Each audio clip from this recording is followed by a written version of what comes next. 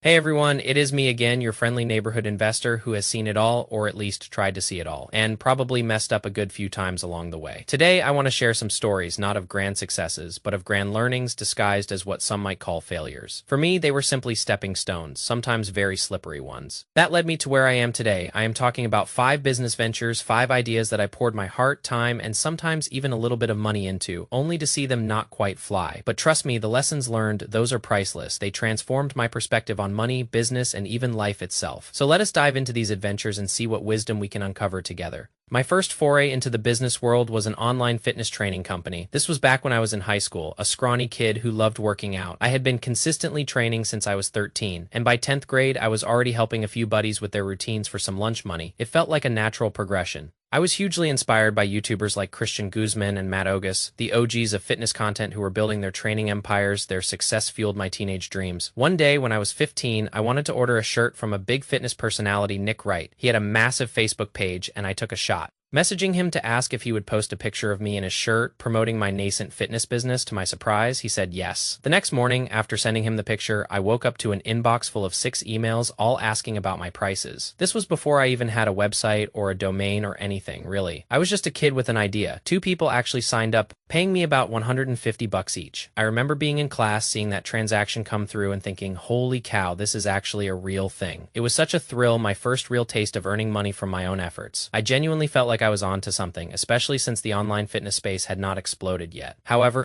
in the months that followed, I made a classic mistake. Instead of focusing on getting more clients, on customer acquisition, I got caught up in all the superficial stuff. I spent money on business cards, t-shirts, a cool website, and even a logo that cost me $400, which looking back was completely absurd. My priority should have been outreach, talking to as many people as possible, and trying to get them as clients. But I was lazy and I did not know what I did not know. This is a common pitfall for many, myself included. In the beginning, nobody cares about your fancy logo or your perfectly designed website. They care about what you can do for them, what problem your service solves, and how it can benefit them right now. That was my first big lesson. Focus on the core value, not the window dressing. Business number 2 was an adventure into real estate wholesaling. This was summer 2015. I remember coming back from watching Terminator Genesis with my dad. School was out, and I was in that phase of staying up super late. Around 3:30 or 4 in the morning, a YouTube video popped up on my homepage. It was a guy named Ron Legrand talking about real estate wholesaling and how to turn a small amount of money into $10,000. It sounded almost too good to be true, and that is exactly what hooked me. I clicked and learned that wholesaling essentially involves finding undervalued distressed properties, getting them under contract, and then assigning that contract to another buyer in your network, for a profit, for example. If a seller wants 100 grand for a property, you find a buyer willing to pay 110, and you pocket the 10 grand difference as the middleman. It sounded simple enough, and inspired by his advice, I immediately jumped onto Craigslist and Kijiji trying to find deals. It sort of worked, but I quickly realized it was much harder than it seemed.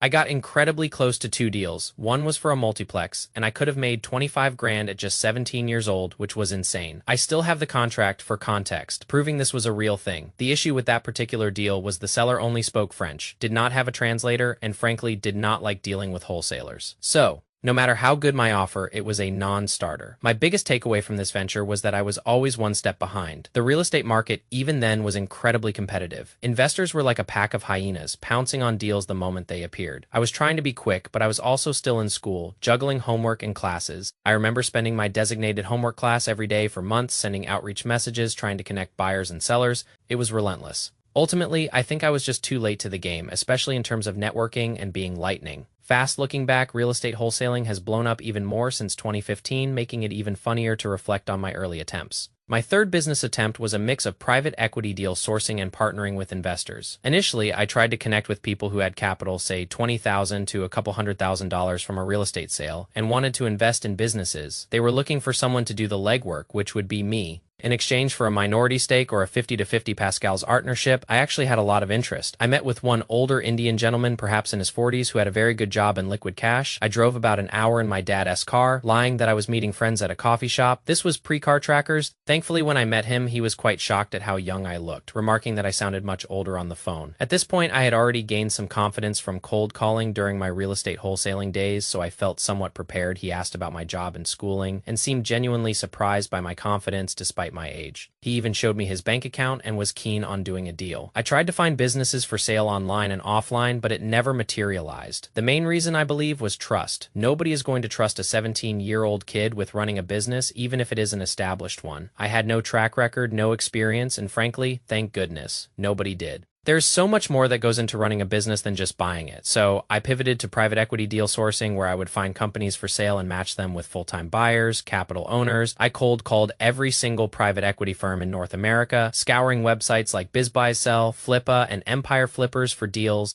The recurring problem was that I was not sourcing proprietary deals. Everyone was looking at the same listings. I even went as far as cold calling and cold emailing businesses directly, asking if they would ever be interested in selling. I still think there is a huge business opportunity there, as Alex Hormozi often talks about. The intermediary fees, based on the Lehman formula, were substantial, making this an incredibly appealing prospect. I learned an immense amount from this experience, arguably more than any other I was talking to. Very high-level people, VPs at firms with hundreds of millions in capital. It was an intense, eye-opening experience that happened right before I got my first proper job. My fourth business attempt was a broad social media marketing agency, or SMMA. This company offered live chat support, lead generation, and social media marketing. Their compensation plan was wildly lucrative, almost too good to be true. It was commission only, and if you brought in a $2,000 a month client, you would get the first and last month fees up front, totaling $4,000. It felt like a Wolf of Wall Street moment. I became known as the Reddit guy because I was messaging business owners on Reddit to find clients. I actually landed a client who onboarded at $850 a month, which meant a commission check of $1,700. I remember getting that first check right before they changed the compensation plan, realizing it was unsustainable. It felt like an incredible opportunity, but ultimately, it failed. My cold emailing skills were not refined enough, and we were essentially left to fend for ourselves. It was a tough learning curve, and while the potential was there, the execution proved to be difficult without proper support or training. The fifth and final venture I want to talk about, and arguably my closest to real success, was a tech startup. This was in March or April of 2021 during the peak of the market, and when everyone was heavily into video games. I was at a point in my full-time job where I could finish 8 hours of work in 5. I knew I was hyper-efficient, but I also saw the writing on the wall for that startup, which eventually shut down at the end of 2021. I knew I needed to start something myself, but I was overcomplicating things. I wanted to do something in the tech or startup world because it seemed flashy and exciting from the outside. I connected with a guy from the Netherlands on Reddit, and we started working on a software product. The closest competitor was Streamly, a company based in Poland that offered small, movable banner ads within live streams.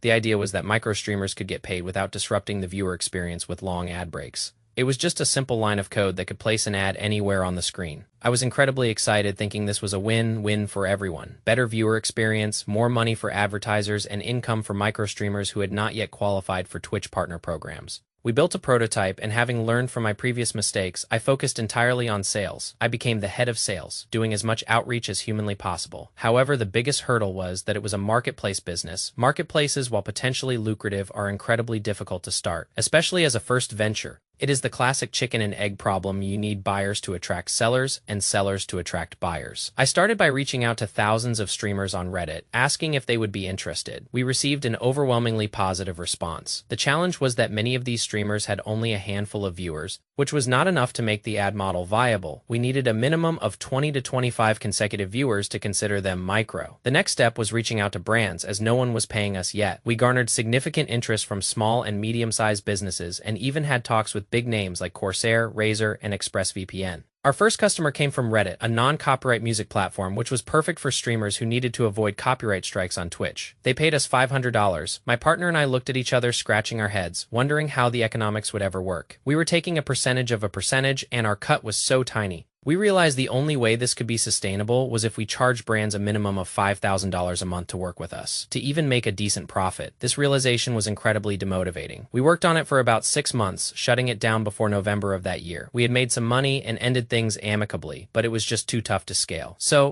after all these attempts, all these failures, it was ultimately one service-based business that truly took off for me, the one that made a significant difference. That is why I always recommend starting with a sales or service-based business in this day and age. It is the most direct way to get started, to learn, and to generate revenue. Once you have that foundation, then you can pursue your moonshot ideas. Your big ventures. Do not be like me and jump into complex, capital-intensive ideas without the foundational experience. It is easy to label these experiences as failures, but they are not. They are lessons. Every single one of these moments, every misstep, every challenge led me to this exact point in my life. I would not change a thing. I have no regrets about any of these projects because they collectively taught me invaluable lessons about business, resilience, and myself. If you have made it this far, I genuinely want to see you succeed. Share in the comments below maybe a business you tried that did not quite work out or an investment that taught you a hard lesson. I am genuinely interested in hearing your stories. And remember, every experience, good or bad, contributes to your growth. We will see you in the next one.